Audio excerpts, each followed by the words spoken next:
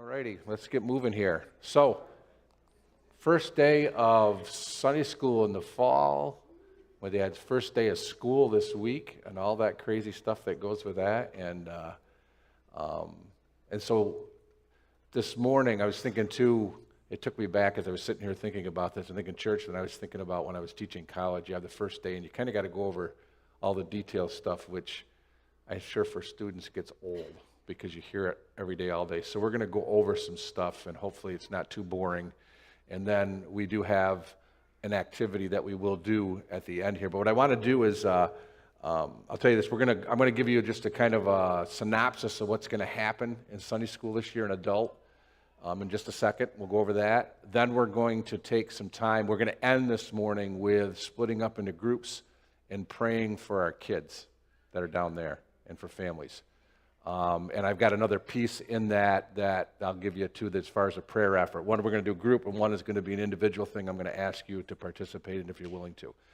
So as we go into Sunday school, the format is basically similar to what we've been in the past, which is a whole bunch of different things that will occur in sessions, and some will be standalones, and some will be 4 or 5 week sessions in that. And so there's some of the old faithful stuff. Peter has agreed to teach a session, which a lot of you that have been in Sunday school in the past have caught that. And we don't have a topic yet, but Peter's going to teach.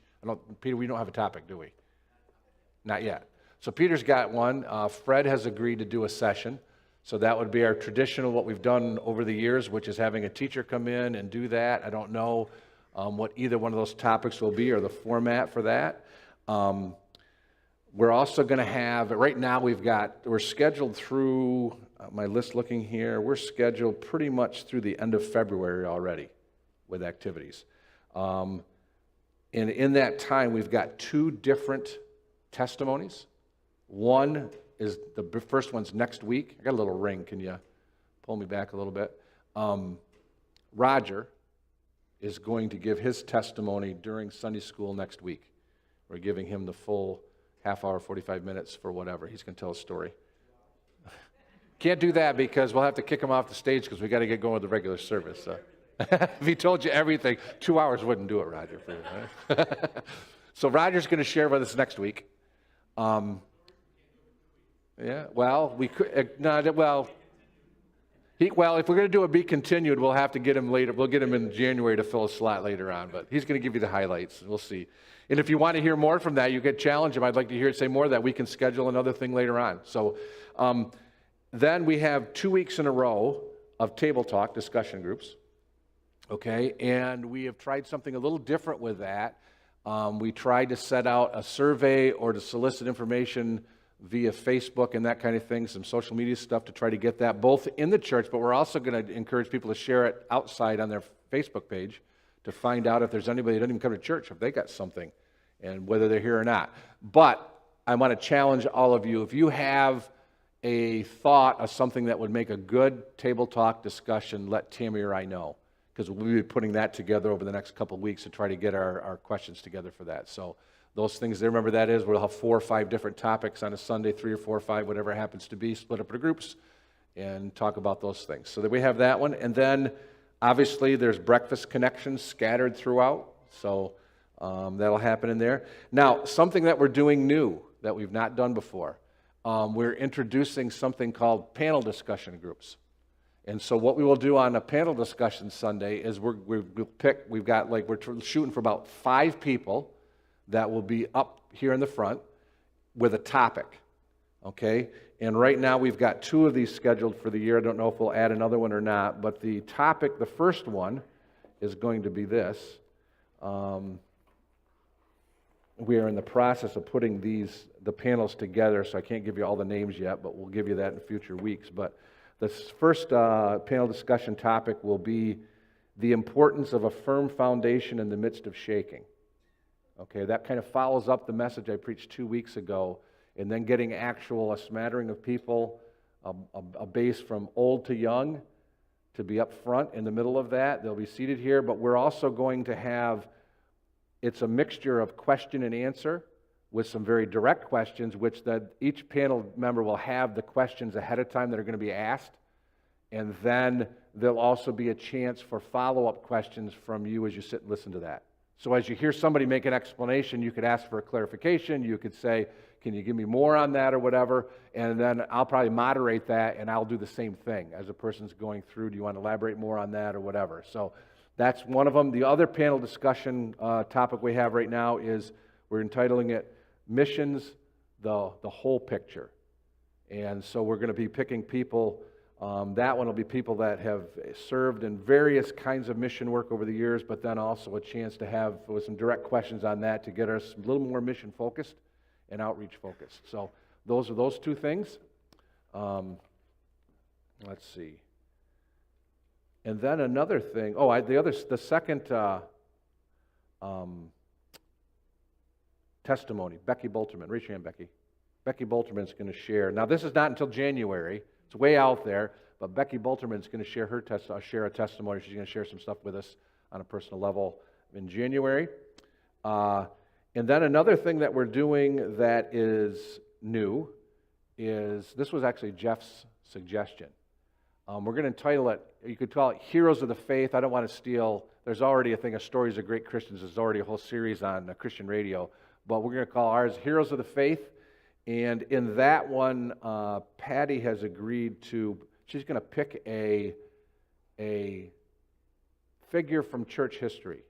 It will not be a Bible character. It will be somebody over the years of church history who has done profound things, or you can see the hand of God in their life. And she's going to do some research between now and when she presents, and hers is in December, and then she will share about that hero of the faith.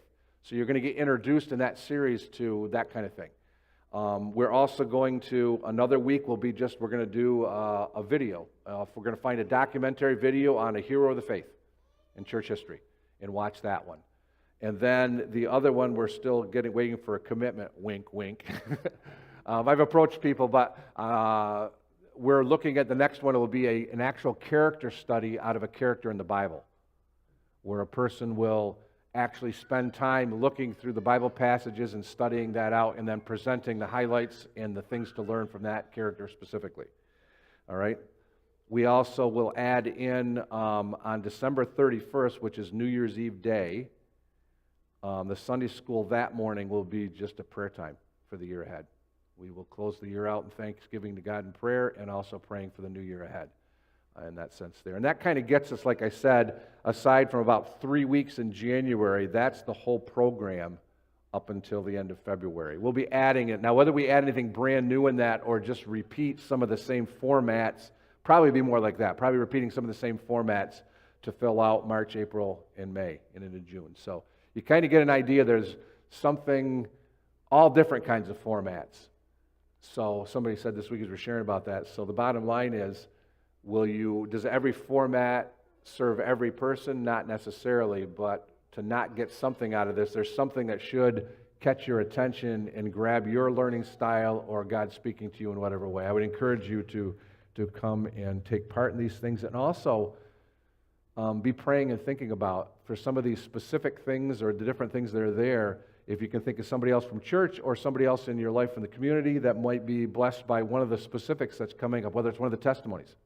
We'll announce, we're going to try to do as well as we can to get the information out ahead of time, but you've already heard this, Roger's next week, so you could share that there's a great testimony that's going to happen during Sunday school, and invite people. So we'll look at that. So anybody have any questions on the general Sunday school? So that's kind of what's going to happen in adult Sunday school over the next year. There probably isn't any feedback because it's all set there in that sense. Yeah. There's a lot of cool stuff there, and one thing that's going to happen too is you're going to get a ton of different people that'll be doing sharing, whether it's through the table talk discussions, the panel discussions, the actual single person presenting. It's going to be a very broad perspective on different people and sharing those things there. Okay? Anything else? All right. Second thing.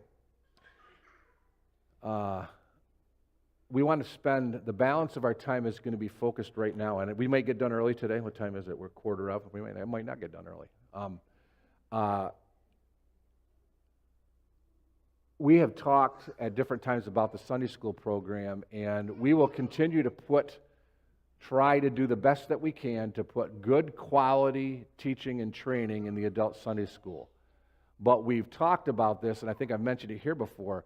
The reality of the matter is, as adults, there's lots of places we can get teaching and training. The one thing that happens is we have the control now of kind of picking topics and stuff in this environment. If you go elsewhere, it's kind of picking and choosing. So we're trying to give you a broad-based spectrum of stuff in the adult Sunday school class.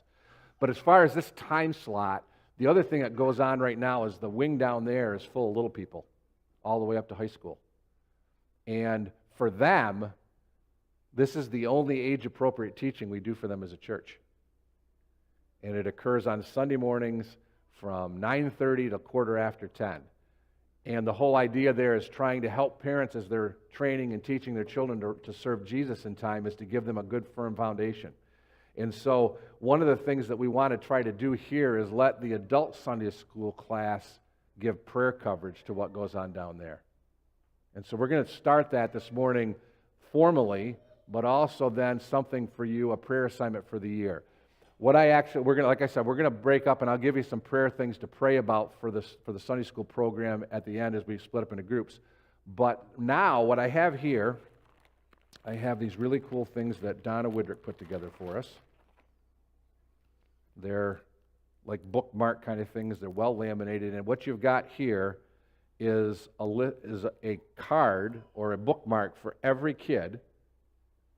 Every kid, that regularly attended Sunday school last year or attended only once last year, and also then other children from our church all the way up through the high school ages that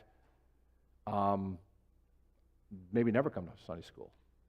And what we would like you to do is I want to challenge you to take a card. And you can put it in your Bible, someplace that you'll recognize it, and pray regularly for this kid. And on this thing there are some specific things listed on there that you can pray for, and then you can also pray as the Lord leads you in that sense there. But we've covered the basic things that would affect a child all the way up to high school and what they're affected with there. But you can add to that, but at least get you started on that. So, we have the idea that you can adopt a child through Compassion International, or you can adopt a child through Luca, our mission organization in Thailand, and you can support them financially and pray for them. There's many organizations, but we're going to do that in-house. There's no finances involved. It's just a matter, will you pray for one of the children in our church regularly throughout the year? How do I do this? I don't want to force anybody to do it, but I think it would be healthy for everybody that's an adult to do so, to get out of our spot there.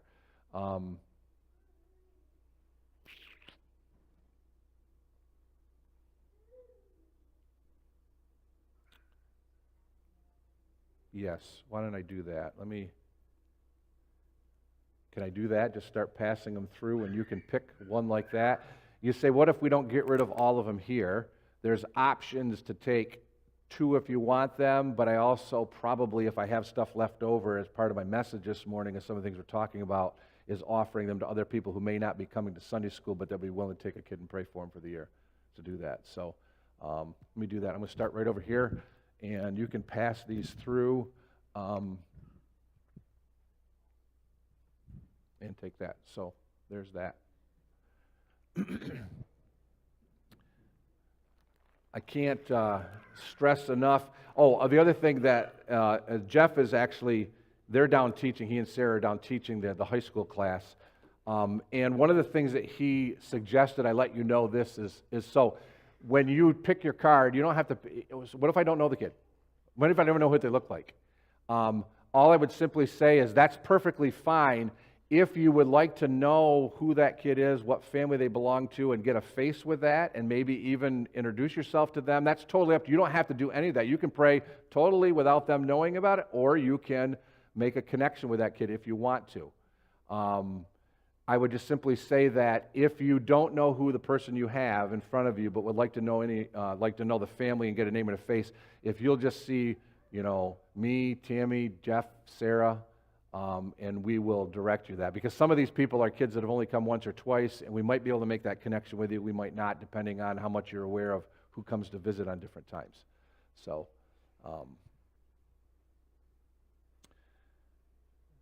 and you'll find out as you get your little slip right now, a lot of it is, obviously, we want God's protection over these children. We want them to come to a relationship with Christ, to grow in their relationship with Christ, to have a strong, firm biblical foundation as they face the world, and then spiritual protection as they head out in different activities out into the world where lots of stuff happens in that sense there. And lots of things in between in that they find God's will, they learn to hear His voice, and those kinds of things. But you can actually, the same thing as you're praying for them, is put your own touch on that as well, instead of just following a rote prayer, whatever that looks like. So, there. Now, the other thing is what we're going to do in the balance of our time, the things are passing around. By the time it gets done, we'll be ready to split up. We're going to split up into groups 4, 5, 6, whatever's comfortable. I would like to keep it small enough so that everybody has a chance to pray. If you get too big, some people will not pray at all. But what we want to do now is pray in general, right now, real time, for what's going on over there. So you can be praying for the kids, that God would prepare their hearts, open their hearts, that they would become a sponge to take in what's coming. They'd recognize that the teaching's for them. Story on that one, we had a kid that had come to church for several years and had gone to Sunday school, even all the way through high school, and we were working them as a young adult, and they got themselves into some trouble and said, well, didn't you ever hear in Sunday school this? I'm sure you were taught that. Well, yeah, but I didn't know it was for me. It's like, how can you have that disconnect? So we automatically think they get that, but the bottom line, as the kids get older, recognizing that the topics and the things that are covered in their Sunday school class are definitely for them in preparation. So be praying that they would catch that they would have open hearts, that they would do that. Pray for the teachers. Pray for the teachers. Our teachers are this. Little people is Kim Gerke and Teresa Gola, handle that. And there's our little ones there, and it goes from like little up to 4th grade. And then we have like the 5th to 7th, I think it is Jordan and Amelia there. And then our high school class is Jeff and Sarah. So those are the 3 sets of teachers that we have. So you can be praying for the teachers, for the kids. And here's the other one right now. Pray for the parents. Because here's the reality. And I'm just going to say this bluntly. Kids don't come to Sunday school unless parents bring them to Sunday school. In the years that we've been looking at this, it is rare that a child comes to Sunday school on their own. Or maybe an aunt or uncle. We do have some exceptions where the parents aren't here, but somebody's going out of their way to bring that, which is awesome to bring them. And we're always open to that. But pray that parents would recognize the importance of teaching and training their child while they're young. And that parents, so you got to get the heart of the parent in that. So you can be praying for parents this morning too. You can even be praying in your little slip there, praying for the parents of that child as well, because they've got the task of raising that child. It's all inclusive in that.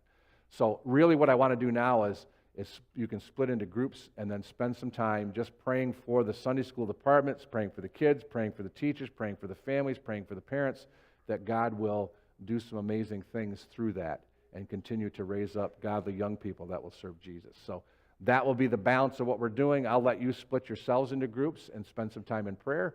And then when you're done, you can do whatever you do when you're done. So there. We'll turn it over to you guys then to just split up into prayer groups then.